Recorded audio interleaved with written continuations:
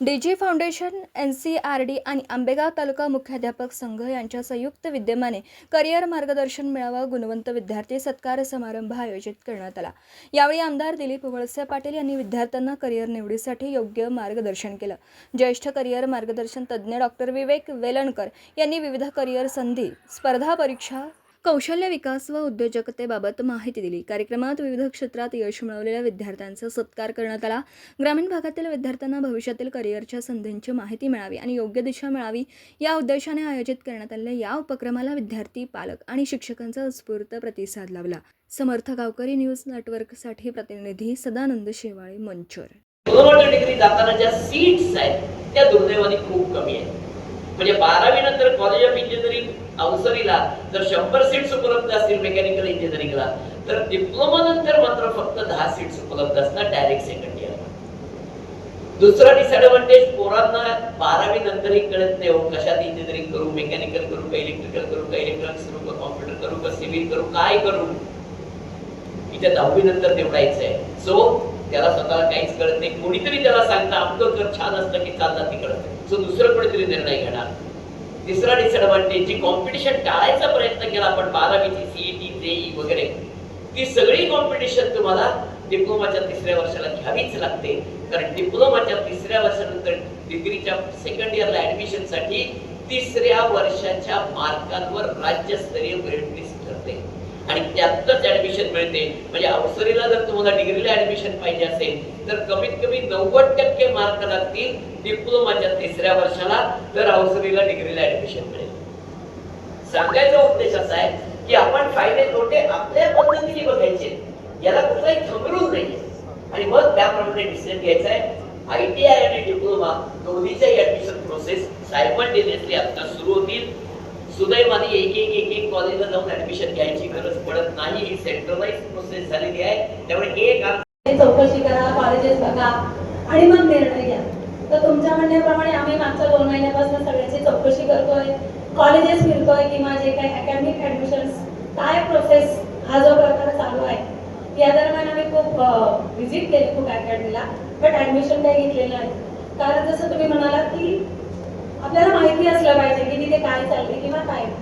तर जसं की तुम्ही मगाशी असं म्हणालात की जी एक्झाम असते आणि ज्या आपल्या महाराष्ट्र म्हणजे पुण्यामध्ये म्हणूया ज्या काही कॉलेजेस आहेत, COP असेल अदरवाईज कोणत्याही, तर त्या कॉलेजला ऍडमिशन घेण्यासाठी CET ही एक्झाम द्यावी लागते। आणि तुम्ही आता असं म्हणालात की 15% जागा जी थ्रू असतात, पण जिथे जिथे आम्ही गेलो आहोत तिथे आम्हाला असं सांगण्यात आलं की त्या जीच्या ज्या 15% जागा आहेत त्या फक्त बाहेरच्या विद्यार्थ्यांच्यासाठी आहेत, की ज्या महाराष्ट्राच्या बाहेरून येणाऱ्या विद्यार्थ्यांसाठी, त्या महाराष्ट्रातल्या म्हणजे जो महाराष्ट्र बोर्डचे विद्यार्थी आहेत त्यांच्यासाठी त्या जागा नसतात। नाही, असं नाहीये।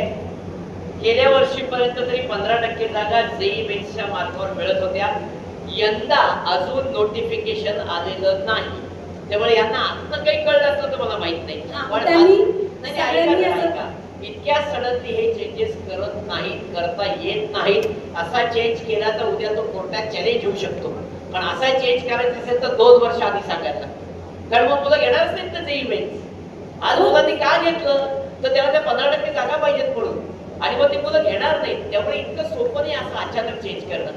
मला माहित नाही असं का काही कॉलेजेस, कारण जितक्या अकॅडमीला मी व्हिजिट केले त्यांचं सगळ्यांचं म्हणणं जी मेन्स द्या तुम्ही, first attempt second attempt clearly सगळ्यांनी सांगितले तुम्हाला फर्स्ट सेकंड नाही लागत तर तुम्ही CET द्या। पर्सनली ॲज अ पॅरेंट म्हणून हेही चुकीचं आहे।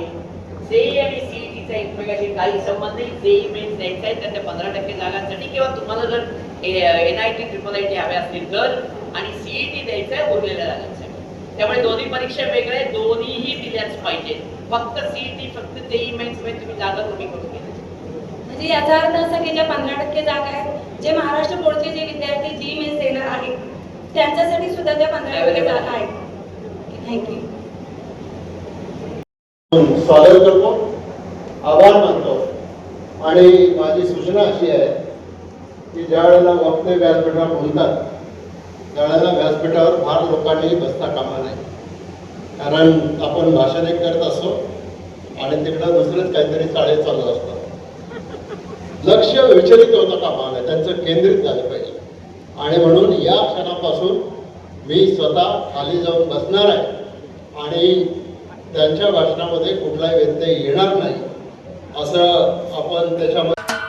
महाराष्ट्राचे सर्वमान्य दैनिक समर्थ गावकरी, अहमदनगर, पुणे, नाशिक, जळगाव, धुळे, नंदुरबार, सोलापूर, कोल्हापूर, सांगली, सातारा, मुंबई, ठाणे, पालघर, रत्नागिरी, रायगड, सिंधुदुर्ग, नांदेड, उस्मानाबाद, बीड, औरंगाबाद, नागपूर, गडचिरोली, भंडारा, गोंदिया, अकोला, यवतमाळ, बुलढाणा येथून एकाच वेळी प्रसिद्ध होणारे एकमेव दैनिक, सर्वसामान्य जनतेचे खुले व्यासपीठ.